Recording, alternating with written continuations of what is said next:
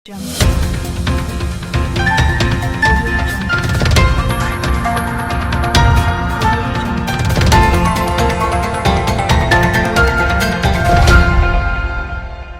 Jungle.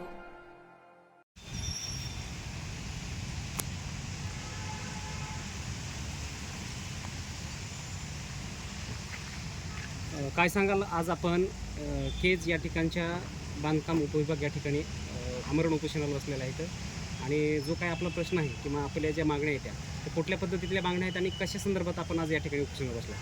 आमच्या सुकळी गोटेगावचा जो road आहे तो 40 वर्षापूर्वी झालेला आहे. 20 फुटाचा रोड आहे. त्याचा आमच्या मावेगाचा प्रश्न माननीय उच्च न्यायालय छत्रपती संभाजी खंडपीठ इथं चालू आहे. आम्ही यांना म्हणतो आहे की ती 20 फुटाच्या रोडचा तुम्ही पंचनामा करा. पण यांचं म्हणणं आहे की आमचा राज्यमार्ग हा ठरल्याप्रमाणे 100 फुटाचा असतो आणि आम्ही 100 फूट तुमची जमीन ताब्यात घेणार. आम्ही म्हणलं मग हे राहिलेल्या उर्वरित 80 फूट जागेचा मावेजा द्या आणि ते झाडं जी कत्तल होणार आहे त्याचाही मावेजा द्या आणि मगच आमची जमीन तुम्ही ताब्यात घ्या. तर हे काय आमचं ऐकायला तयार नाहीत. हे म्हणतात कोर्टाचा निर्णय आल्याशिवाय आम्ही काहीच करणार नाही आणि बेकायदेशीर ही आमची जमीन ताब्यात घेण्याचा यांचा डाव चालू आहे.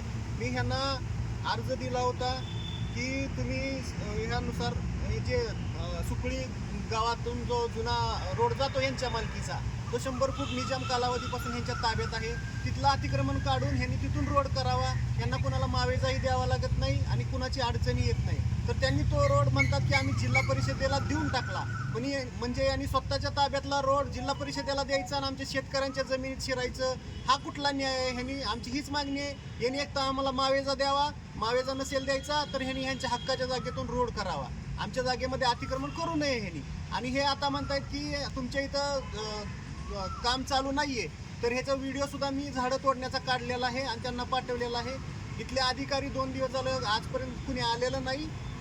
आमच्या आंदोलनाची कुणी दखल घेत नाही आणि ह्यांचं म्हणणं आहे की जे तुम्हाला आम्ही 18/7/2025 ला पत्र दिलंय त्याच्यानुसारच आम्ही तुम्हाला माहिती देणार. आम्ही दुसरी काही माहिती देणार नाही. त्यांनी माननीय उच्च न्यायालय खंडपीठ इथं ॲफिडेव्हिट दिलंय. माननीय आपले अभियंता आहेत मळेकर साहेब की हा रोड 39 वर्षापूर्वी झाला आहे. पण आम्हाला लेखी देताना त्यांनी लिहिलंय की 50 वर्षापूर्वी हा वहिवाटीचा रोड आहे. म्हणजे अशी सगळी आमची फसवणूक आहे. त्यांना मी 3/7/2025 ला सुद्धा अर्ज दिला होता की मला ह्या रस्त्याची रुंदी लांबी याबद्दल माहिती कळवा. तर ह्यांनी आता ती माहिती तर मला कळवली नाही. पण अर्ज दिला आहे त्यांनी त्याच्यामध्ये लिहिलंय की आम्ही तुम्हाला आधीच माहिती कळवली आहे. तर मी त्यांना त्याचं OC मागितले तर ते OC सुद्धा द्यायला तयार नाही. यांचे अधिकारी म्हणतायत की तुमच्या जमिनी आम्ही दानपत्राद्वारे आमच्या ताब्यात घेतलेल्या आहेत. तर ते दानपत्र दाखवा म्हटलं तर तेही दाखवत नाहीत आणि 2 दिवस झाले तर कुणी अधिकारी आलेला नाही आणि आमच्या आंदोलनाची काही कुणी दखल घेत नाही. आता जो आपलं प्रकरण खंडपीठामध्ये चालू आहे का त्या संदर्भात मग या बांधकाम विभागाच्या वतीनं आपल्याला काही तसं त्यांनी दाखवलेलं आहे का त्या खंडपीठाच्या ज्या सुनावणीच्या वेळेस? नाही, सुनावणीच्या वेळेस त्यांनी मळेकर साहेबांनी फक्त ॲफिडेव्हिट सादर केलेला आहे की हा रोड 40 वर्षापूर्वी झालेला आहे. शासनाचा GR आहे की 20 वर्षाच्या आधी रोड झाला असेल तर मावेजा देण्यात येऊ नये. पण सुप्रीम कोर्टाचा आदेश आहे विद्यादेवी वर्सेस हिमाचल प्रदेश की आपल्या स्वातंत्र्याच्या झाल्यानंतर प्रॉपर्टी हा मूलभूत अधिकार होता आणि त्याच्यानंतर तो 301 करून न्यायिक अधिकार करण्यात आला. त्याचा सुद्धा आम्ही त्यांना निकाल दिलेला आहे. पण ते अडून बसलेले आहेत की 20 वर्षाच्या आधीचा रोड असल्या कारणाने आम्ही तुम्हाला 1 रुपया देणार नाहीत आणि मावेजाही देणार नाही.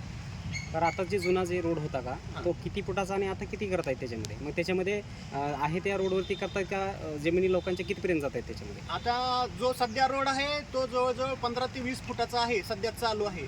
त्याच्या दोन्ही बाजूला आमची जमीन आहे. आमच्या प्रत्येक शेतकऱ्याची माझी वैयक्तिक 2 एकर जमीन जाते. तिथे अजित रांजणकर बसलेले आहेत त्यांची वैयक्तिक 3 एकर जमीन जाते. याच्या आधी आमच्या 2-2 आणि 3-3 एकर रोडमध्ये गेलेले आहेत. असे एकूण 42 शेतकरी आहेत. ह्या सगळ्यांच्या जमिनी जाते जो की 4 ते 5 किलोमीटरचा रोड आहे.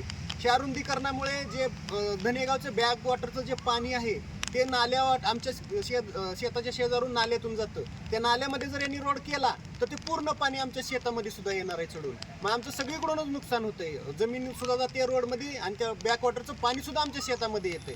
तर ह्याचा कुठंतरी या प्रशासनाने निकाल लावावा आणि त्याच्यानंतरच हे रुंदीकरणाचं काम करावं. तर आता आपण कालपासून या ठिकाणी बसलेले आहेत. आपल्याकडे कुठले या इथला उपविभागाचे कुठले अधिकारी आलेत का किंवा काही आश्वासन वगैरे कुणी काय दिले का? नाही नाही, आजपर्यंत तिथं कुणीच आलं नाही. न कांबळे साहेब आले नाहीत, न अभियंता मळेकर साहेब आले नाहीत. त्यांचे 2 अधिकारी आले, ते फक्त येऊन आम्हाला उडवाउडीची खोटी उत्तर देत होते आणि धमक्या देत होते की आम्ही तुमचं इथून उकडून काढून टाकून तुमच्या गुन्हा दाखल करू, तुम्ही इथं उपोषणावर बसलात. कशामुळे तुमच्यावर गुन्हा दाखल करण्याचे? ते शासकीय इथं बसू नका म्हणतो ते आमच्या कार्यालयासमोर, तुम्ही तिकडे बाहेर जाऊन रोडवरती बसा म्हणजे. आता याच्या पुढे आपली आता काय प्रमुख मागणी काय आहे? आमची मागणी एवढीच आहे की जी खोटी माहिती देत आहेत ह्या मळेकर साहेबांच्या गुन्हा दाखल करण्यात यावा. आमच्याकडे याचे पुरावे आहेत आणि त्यांना जर रुंदीकरण करायचं असेल तर हे कायद्यानुसार आमची जमीन अधिग्रहण करूनच करावं आणि यांना मावेजा नसेल द्यायचा तर ह्यांनी ह्यांच्या हक्काचा जो जुना रोड आहे तिथून यांचा रोड करावा. हे बरं, आपण उपोषणाला बसण्या अगोदर आपल्याला काही संबंधित कार्यालयाने पत्रव्यवहार करतात की आपण उपोषणाला बसू नका म्हणून? हा, उपोषणाला बसू नका म्हणून केलंय त्यांनी, शासनाला सहकार्य करावा. पण त्याच्यामध्ये सुद्धा सगळी खोटीच माहिती दिलेली आहे की आम्ही तुम्हाला पत्राद्वारे माहिती कळवली आहे. तर ही माहिती मला आज तागायत काही मिळालेली नाही. जर संबंधित कार्यालयाने आपल्या उपोषणाची दखल जर घेतली नाही तर आपला आंदोलनाचा लढा पुढील काळामध्ये कसा राहील?